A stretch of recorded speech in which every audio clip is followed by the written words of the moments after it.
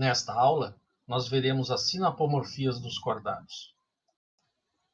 Como vimos na aula anterior, o filo cordata é composto por cefalocordata, urocordata e craniata, que inclui vertebrata.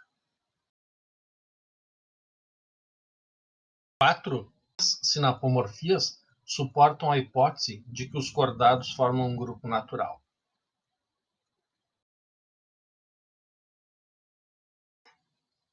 E nós podemos ilustrar 3 destas 4 sinapomorfias nessa figura, nessa representação esquemática do plano estrutural básico do corpo dos cordados.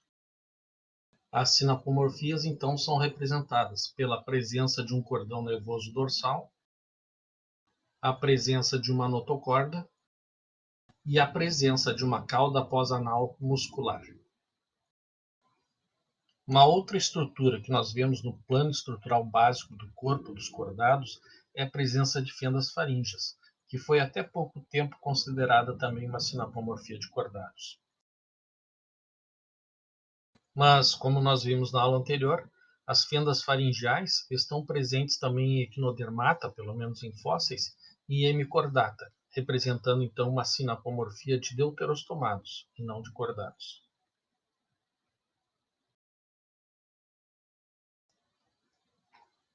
A notocorda é uma estrutura celular semelhante a um bastão fino e flexível que se forma durante o desenvolvimento embrionário.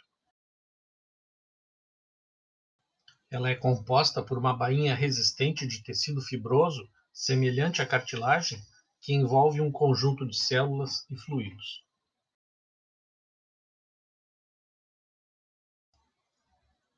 Em cefalocordados, a notocorda permanece como uma estrutura de sustentação do corpo após o desenvolvimento embrionário e dá suporte à locomoção.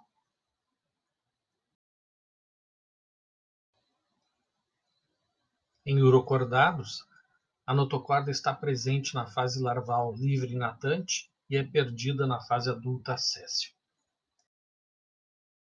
Nos vertebrados, ela é observada somente nos embriões.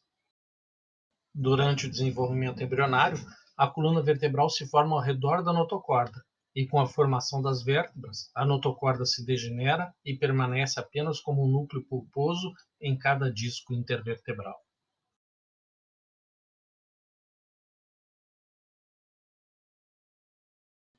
A segunda sinapomorfia, o cordão nervoso dorsal, está localizado longitudinalmente no corpo dos cordados, logo acima da notocorda ou protegido pelos arcos vertebrais nos vertebrados.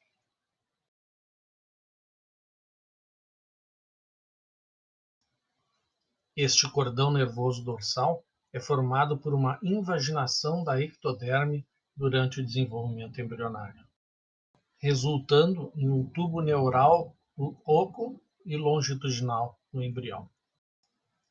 Neste esquema, nós podemos ver ainda a formação da notocorda a partir da endoderme e logo abaixo do tubo nervoso dorsal.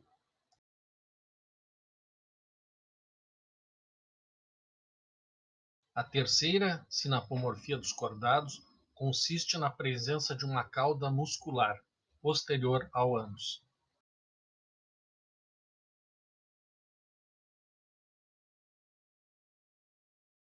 Esta cauda representa um dos passos mais importantes na evolução e sucesso dos cordados. E nós observamos a sua presença nos cefalocordados, na fase larval dos tunicados e em todos os grupos de vertebrados.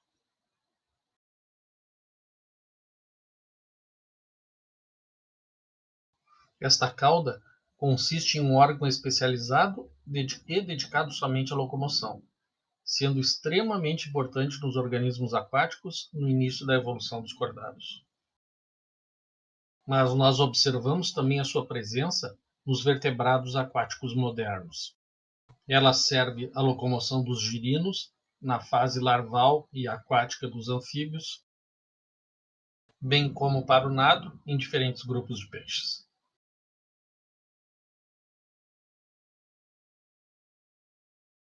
nós podemos constatar a eficiência da cauda muscular no deslocamento no meio aquático pela adaptação novamente dessa mesma estrutura para o nado nos cetáceos, que evoluíram a partir de mamíferos terrestres.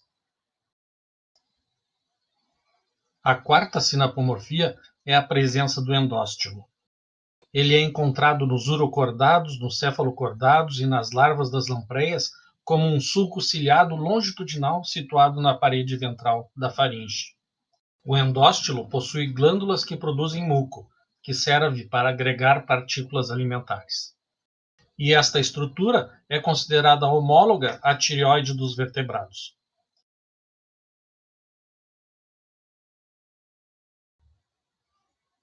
Resumindo a nossa aula, nós vimos que existem então 4 características estruturais básicas que resumem o plano corporal de um cordado, né, e que representam então novidades evolutivas que permitiram o sucesso e diversificação deste grupo.